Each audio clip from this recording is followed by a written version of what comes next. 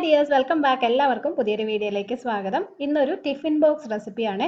സ്കൂളിലായാലും ഓഫീസിലായാലും കൊണ്ടുപോകാനായിട്ട് രാവിലെ വളരെ പെട്ടെന്ന് ഉണ്ടാക്കാൻ പറ്റുന്ന നല്ലൊരു ലഞ്ചാണ് റെഡിയാക്കുന്നത്. അപ്പോൾ ഒരു പാൻ വെച്ചിട്ടുണ്ട്. അതിനകത്തേക്ക് കുറച്ച് എണ്ണ ഒഴിച്ചു കൊടുക്കുക. ഞാൻ വെളിച്ചെണ്ണയാണ് കേട്ടോ യൂസ് ചെയ്തത്. എണ്ണ ചൂടാകുമ്പം ഒരു ചെറിയ സവോള ചെറുതായിട്ട് അരിഞ്ഞത് ഇട്ട് കൊടുക്കാം. ഒരു സവോളയുടെ പകുതി എടുത്താലും മതി. ഇത് നന്നായിട്ട് വഴറ്റി നല്ലോണം ഒന്ന് വാടി വരണം. ഇത്തിരി നിറം ഒന്നും മാറേണ്ട ആവശ്യമില്ല. സവോള വാടി കഴിയുമ്പോൾ അതിനകത്തേക്കൊരു 1/2 ടീസ്പൂൺ മഞ്ഞൾപ്പൊടി കൂടി ഇട്ടിട്ട് ഒന്നും കൂടി നല്ലപോലെ വഴറ്റിയെടുക്കാം. ആ മഞ്ഞൾപ്പൊടിയുടെ പച്ച ചുവയൊന്ന് മാറണം.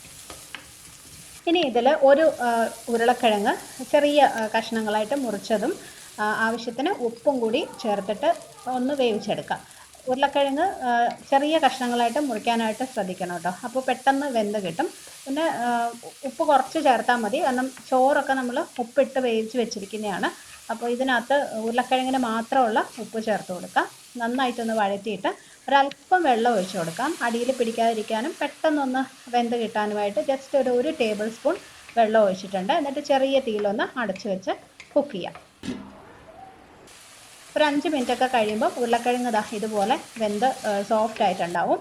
ഈ സമയത്ത് ഇതിനകത്ത് കുറച്ച് ബീട്രൂട്ട് ചെറിയ കഷ്ണങ്ങളായിട്ട് മുറിച്ചത് അല്ലെങ്കിൽ ഇതുപോലെ ഗ്രേറ്റ് ചെയ്തെടുത്തത് ചേർത്ത് കൊടുക്കുക. ഞാനൊരു ചെറിയ ബീട്രൂട്ടിൻ്റെ പകുതിയാണ് എടുത്തിരിക്കുന്നത് കേട്ടോ. അതിനങ്ങനെ കറക്റ്റ് ഒരു അളവ് നോക്കേണ്ട ആവശ്യമില്ല. കുറച്ച് കൂടിയാലോ കുറഞ്ഞാലോ ഒന്നും കുഴപ്പമില്ല. നിങ്ങളുടെ ഇഷ്ടം പോലെ എടുക്കാം. നല്ലപോലെ ഒന്ന് മിക്സ് ചെയ്തെടുക്കണം.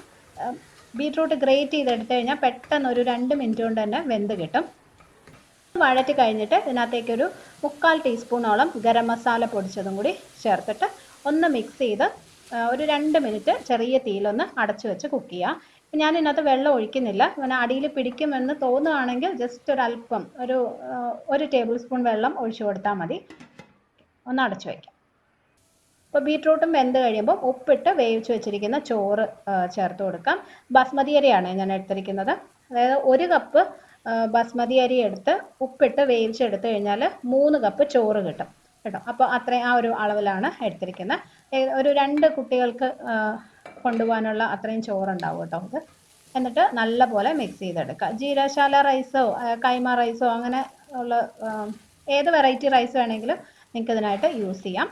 പിന്നെ രാവിലെയൊക്കെ ഉണ്ടാക്കാനാണെങ്കിൽ തലേദിവസം രാത്രി തന്നെ ചോറ് വേവിച്ച് ഫ്രിഡ്ജിൽ വെച്ചേക്കുകയാണെങ്കിൽ അതാണ് ഏറ്റവും നല്ലത്. ഞാനെപ്പോഴും അങ്ങനെയാട്ടോ ചെയ്യാറുള്ളത്. അപ്പോൾ രാവിലെ നമുക്കിതെല്ലാം കൂടി മിക്സ് ചെയ്തെടുക്കാനായിട്ടൊരു 10 മിനിറ്റിൻ്റെ കാര്യമുള്ളൂ. ഈസി ആയിട്ട് ചെയ്യാൻ പറ്റും. നന്നായിട്ട് മിക്സ് ചെയ്ത് കഴിഞ്ഞിട്ട് ലാസ്റ്റ് ഇതിനകത്തേക്ക് ഒരു 2 നുള്ള് ഗരം മസാല പൊടിയും കുറച്ച് നെയ്യും കൂടി ചേർത്ത് കൊടുക്കുക കേട്ടോ. ഒരു ടീസ്പൂൺ നെയ്യും കൂടി ഒഴിച്ച് ഒന്ന് മിക്സ് ചെയ്തെടുക്കുമ്പോൾ നല്ലൊരു ഫ്ലേവറാണ്.